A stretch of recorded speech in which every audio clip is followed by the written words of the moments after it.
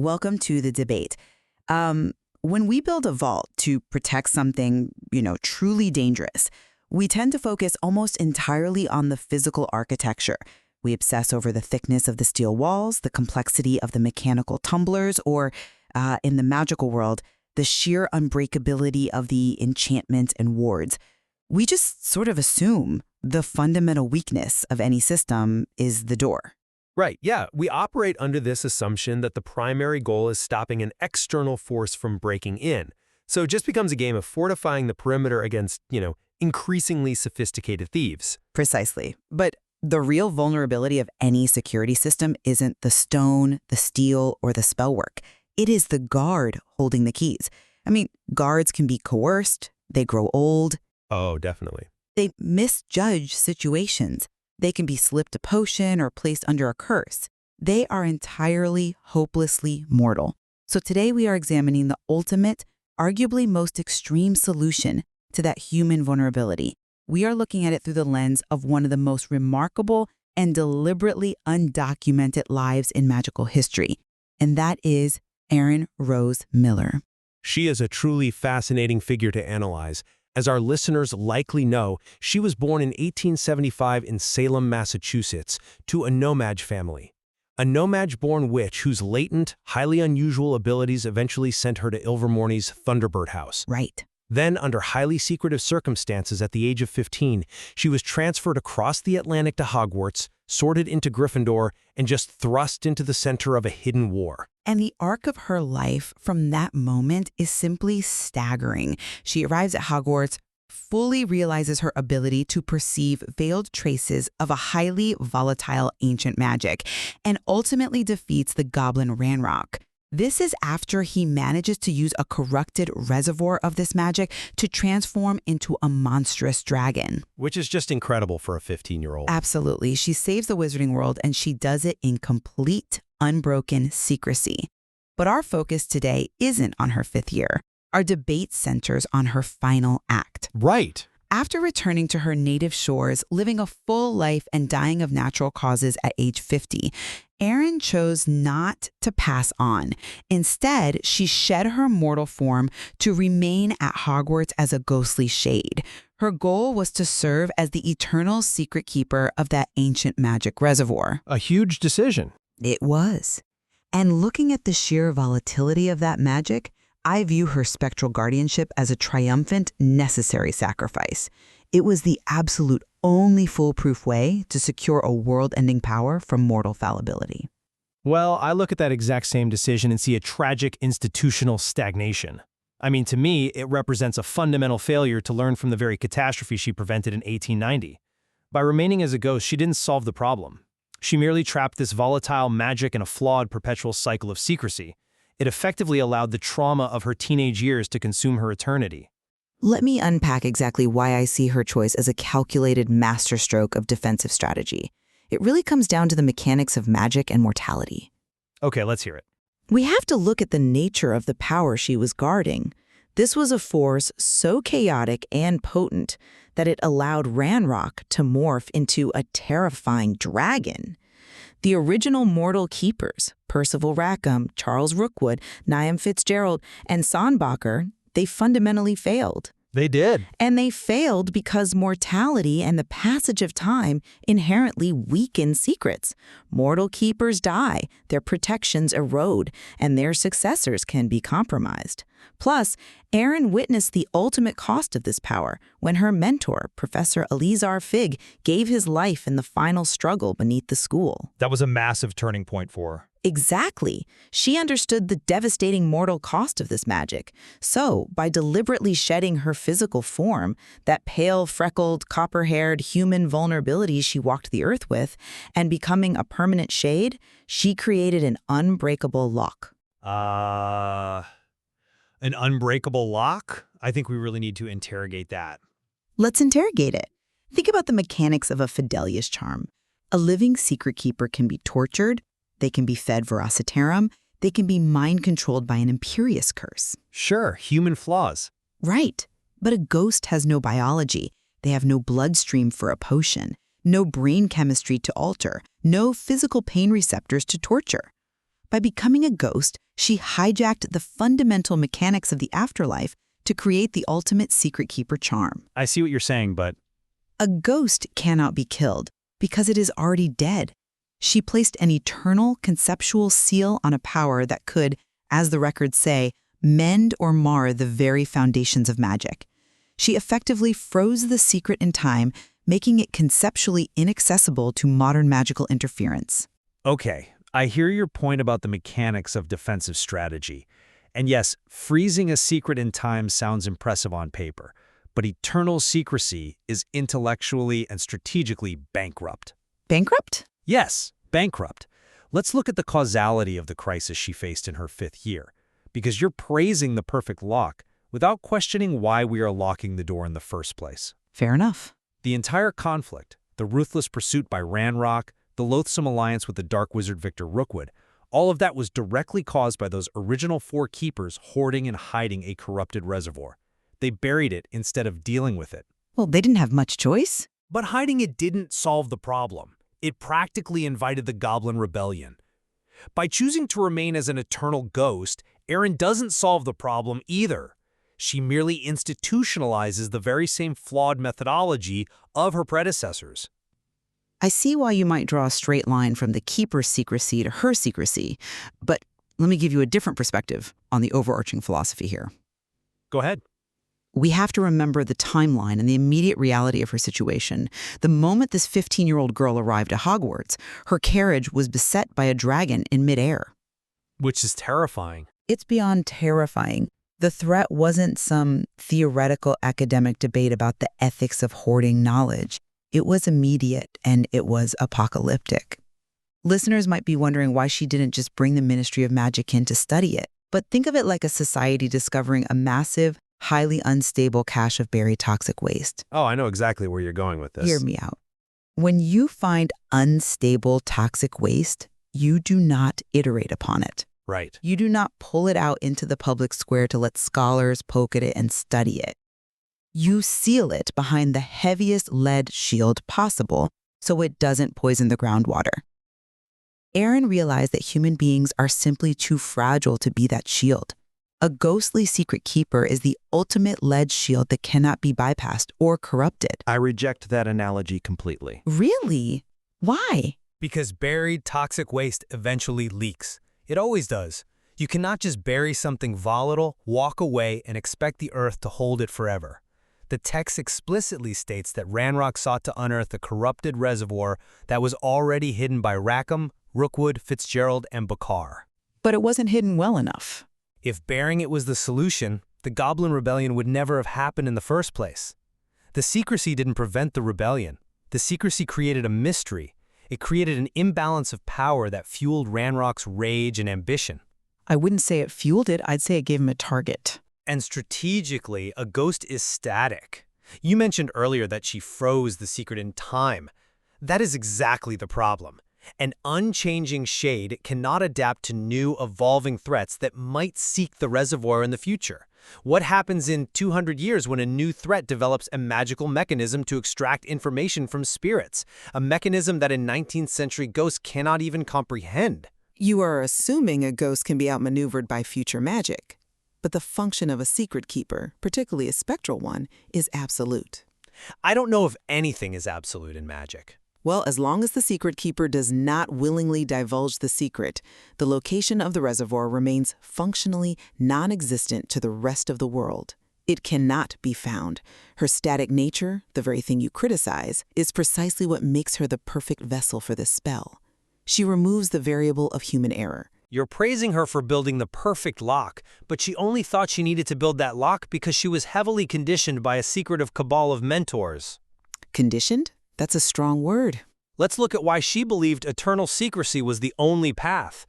Erin was conditioned to view the world through a deeply paranoid lens. Think about her journey. She confides in a professor at Ilvermorny about seeing veiled sights. Yes. Because that professor happens to know Eleazar Figg and is familiar with his late wife Miriam's research, this 15-year-old girl is immediately shipped across the Atlantic.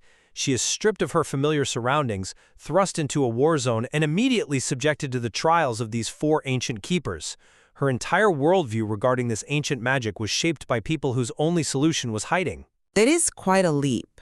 To reduce one of the most powerful witches of her age to a mere product of conditioning, I'm not convinced by that line of reasoning at all. It's right there in the text. If she was merely conditioned by the keepers, if she was just an impressionable pawn in their posthumous game, why did she succeed where they so spectacularly failed? Because she was uniquely powerful. Exactly. But she didn't just blindly follow their path. She evolved it. She managed to contain the volatile magic within the repository when it was at its absolute most unstable. And we cannot overlook the profound impact of Professor Fig's sacrifice. Which was tragic. Yes, he gave his life in that climactic struggle against a dragon-transformed Ranrock to help her. Her ghostly vigil isn't some programmed response of a brainwashed child.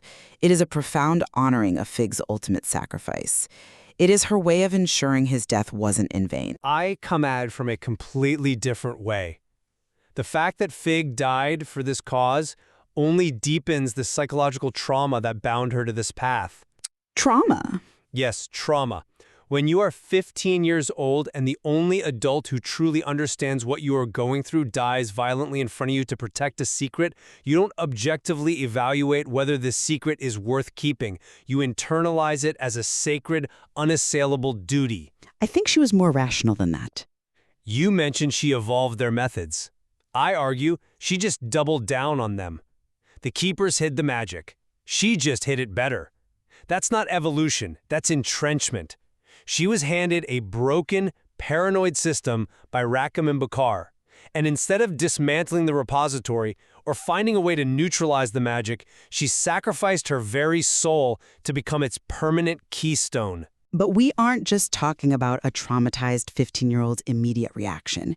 We have to look at the timeline of her life, because it utterly dismantles the idea that this was a panic-driven trauma response. How so? Look at what happens after her education was complete.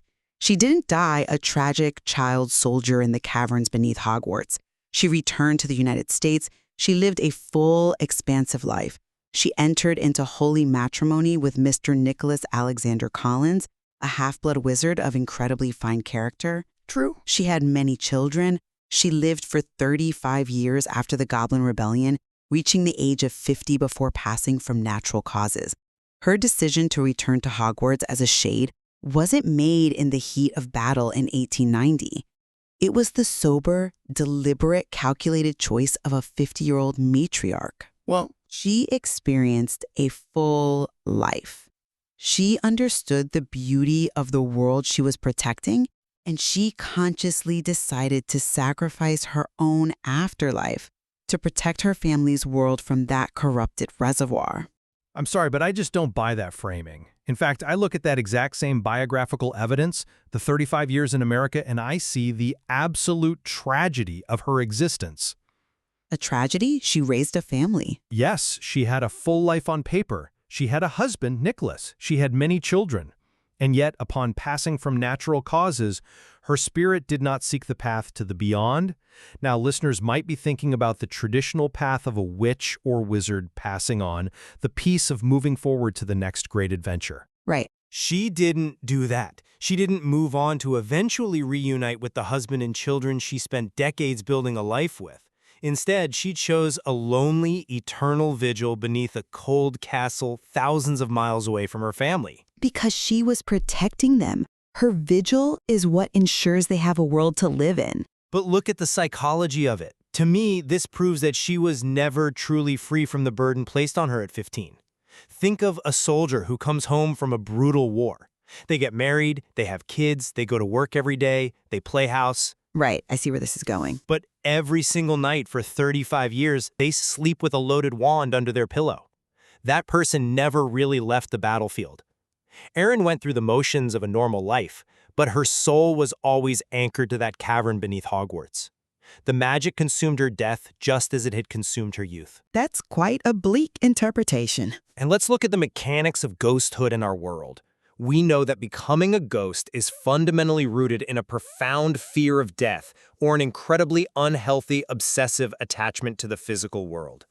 A healthy, unbound mind does not abandon the prospect of eternal peace with their loved ones to go stand guard in the dark forever.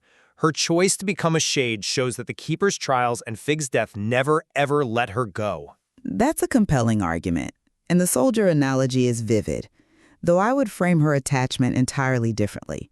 You see an unhealthy symptom of trauma. I see an unparalleled, agonizingly clear-eyed sense of duty. Duty at the expense of her soul. You say she abandoned her family in the afterlife, but let's dive back into the mechanics of the secret keeper charm.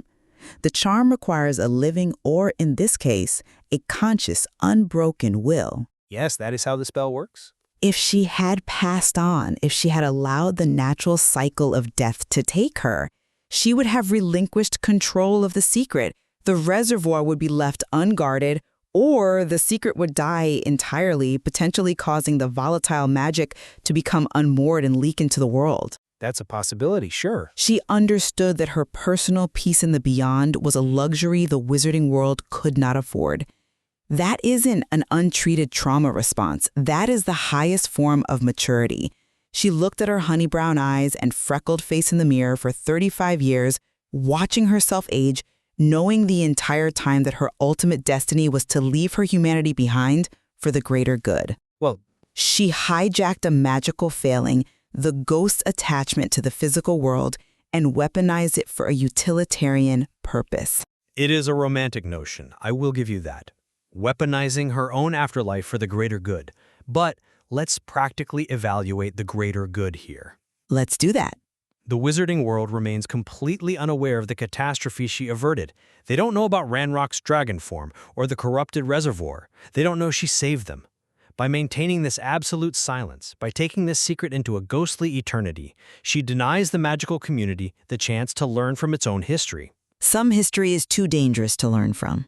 How can wizardkind ever learn to handle ancient magic safely if its mere existence is scrubbed from the world by an eternal ghost? She guarantees that if the magic is ever discovered again, and secrets always are, magic has a way of rising to the surface, the world will be just as unprepared as they were when Ranrock found it. They were unprepared because it was a corrupted reservoir, manipulated by goblin magic and dark wizards like Victor Rookwood. It wasn't something to be studied in a classroom. It was a weapon of mass destruction. Her ghostly guardianship ensures it cannot be discovered. I still maintain it's a delay tactic. As a shade, she operates outside the bounds of mortal magic. She is an anomaly guarding an anomaly. By removing the secret from the flow of human time, she gives the wizarding world the ultimate gift, ignorance of a weapon that would destroy them. But she is still tied to a physical location. She is a shade returning to the hallowed halls of Hogwarts. The magic is still in the hidden reservoir deep beneath the castle. She hasn't removed the threat from the board. She has just placed herself as a perpetual piece on it. It is an internal stalemate, and a stalemate is not a victory. It is just a delay of the inevitable. A delay that has thus far preserved the foundations of magic itself. For now. We are looking at two very different interpretations of a deeply profound choice, and I think we've really illuminated the mechanics behind it. I agree. To summarize our discourse, I maintain that Erin Rose Miller's transformation into a spectral secret keeper was the ultimate, necessary evolution of guardianship. She recognized the inherent flaws in mortal keepers, saw the apocalyptic danger of the magic, and made a mature, agonizingly selfless sacrifice to ensure that a world-ending power would never again fall into the hands of those who would abuse it. She traded her humanity and her eternal rest for our security. And I maintain that her choice was a tragic perpetuation of a fundamentally broken system. Instead of trusting the future to learn from the past or finding a way to truly dismantle the reservoir, she chose an eternal stagnation. It trapped her spirit in a perpetual loop of guardianship, denying her peace with the family she built and merely delaying the inevitable rediscovery of a magic that the world is still fundamentally unequipped to understand. Yet, despite our opposing views on the wisdom and the psychology of her final choice, I think there is a clear point of convergence between us. Neither of us can deny Erin Rose Miller's absolute, unyielding dedication to the wizarding world. Oh, absolutely. Her fortitude is beyond question.